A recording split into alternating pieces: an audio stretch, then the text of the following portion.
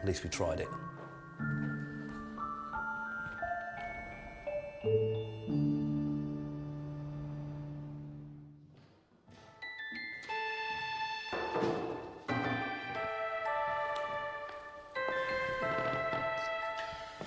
Yep, I can confirm that the bottle hasn't moved. Well, worth a try. With no new leads, Andy turns to the archives in search of details that might help the paranormal team trigger a response, particularly the names of those who would have spent their childhood at Ballyhibon.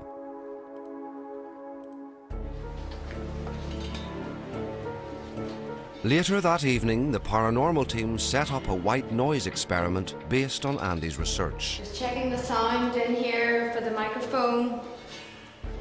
I can hear you, that's fine. Is that good yet? That's fine, brilliant. Basically what white noise is a series of 20,000 tones being played at one time. Aye, turn the volume up there, would you? Now, the theory is spirits don't have a voice box, so they're supposed to be able to manipulate frequencies. So what we're trying to do is give them that possibility. After the experiment, we are taking a series of photographs. The reason why we're doing that, because if there is spirits are trying to communicate and they are leaving messages, they may be in the room. So we'd like to try and capture an image as well. When I finish the experiment, I'll turn the white noise off, and that's your cue to go, okay?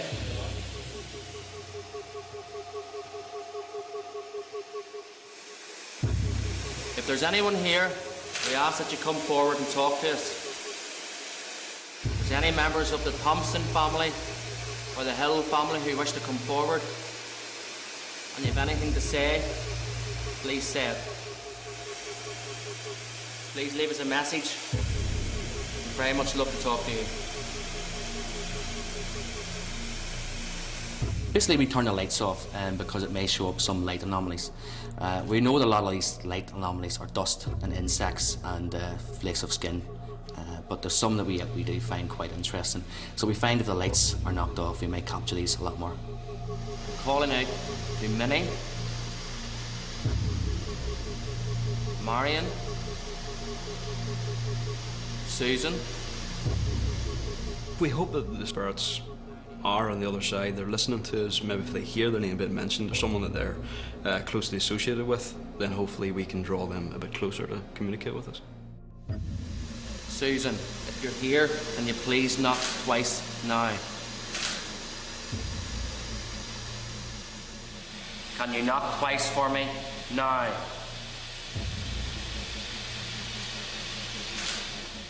Okay. Have we enough? Okay, dead on, good stuff. We'll get Mark to analyse that a bit later on.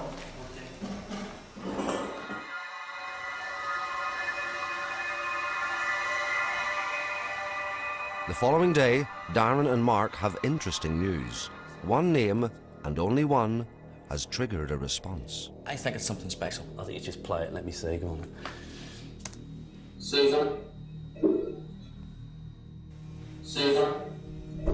That's the name from the list I gave you of the people that occupied Yes, the house. we stuck with Susan because Mark was picking up through the microphones that we're getting some sort of response. And you didn't get any response with any of the other names? Absolutely nothing else. Susan was the only name that we seemed to be getting a response with. Can we run it again, Mark? Susan? But you haven't heard anything yet. Really? The next one I find extremely interesting.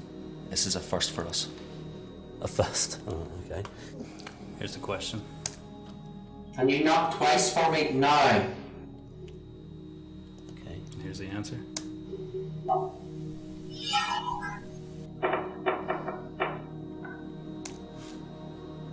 Right, okay.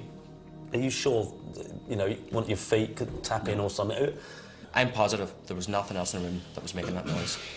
See the waveforms of the knocks, that's untouched. The volume hasn't been touched at all, and they're nearly as loud as the speech, but yet heard nothing at the time. And you got to see too, we're watching here as well, so we can see it while it's happening. And Darren always says if there's a noise, if there's a car passing, if there's a knock, or if the foot bangs, he always calls that out. There seems to be a bit of speech before the knock. There's a question, then there's like a confirmation knock, then a little bit of speech, then the musical. Yeah, that's what I mean. It's not a random kind of noise, is it? It's like a... It's kind of It's like a little tune. In your face, knocking twice is a bit too simple for me, you know? Right, go on then. Can you knock twice for me now?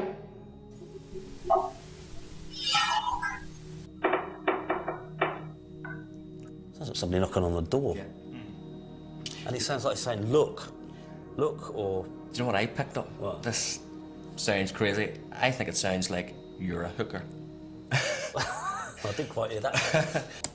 Can you knock twice for me now?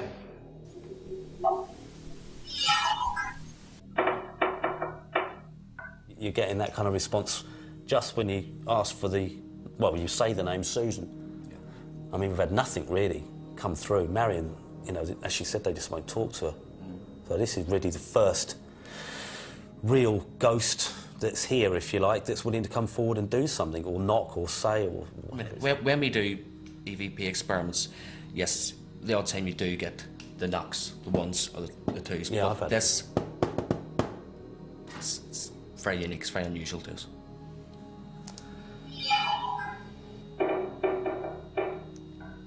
The name Susan that Andy found in the Balachi archives is that of a cook who worked for the descendants of Dr. Thompson. For 50 years, her home was the attic above the nursery in the wee house. And one of Balachi's locals actually remembers her.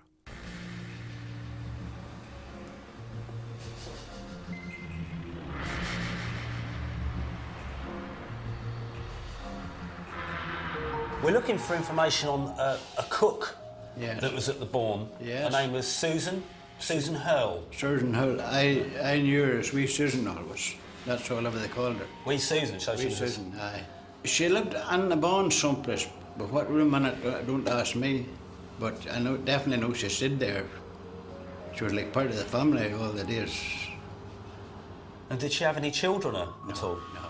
And she never married? I never knowed nobody belonging to her. Can you describe what she looked like? Just a small person, not too big, very tidy. Kept very tidy. She was just a wee backward kind of a woman. Backward, you know. Didn't make any money, people. And did you actually ever meet her? James? I never was speaking to her that I mind of, but I saw her hundreds of times. Because Hundreds of times. I suppose back then, with it being a village, everybody knew each other, didn't they? They did, aye, they did. We were reared in that state, you see. We were reared up there. Do you believe in all this? Do you believe in ghosts? No. Couldn't scare me. No. They're just stories to you. They're just stories to me. You couldn't scare me. Well, that was amazing. I mean, to actually find somebody who can tell you firsthand about the history that I'm researching up at Balachi Bourne. That's incredible. This guy's 66 years as a butcher, and he actually remembers Susan, the cook, at Balachi Bourne. Fascinating experience. Brilliant. Balachi has been slow to give up its secrets. While Marion and Andy both claim to have sensed something of its presence, neither one has managed to make contact. I mean, there's plenty of spirits that you've picked up on, but no information. What happened? I don't know. The lady, certainly, that I picked up in the tower was definitely not the Susan. You know, she was from that earlier time. So, you know, she was here when the soldiers came, she was here when the fire... So, you know, we've got two different energies here.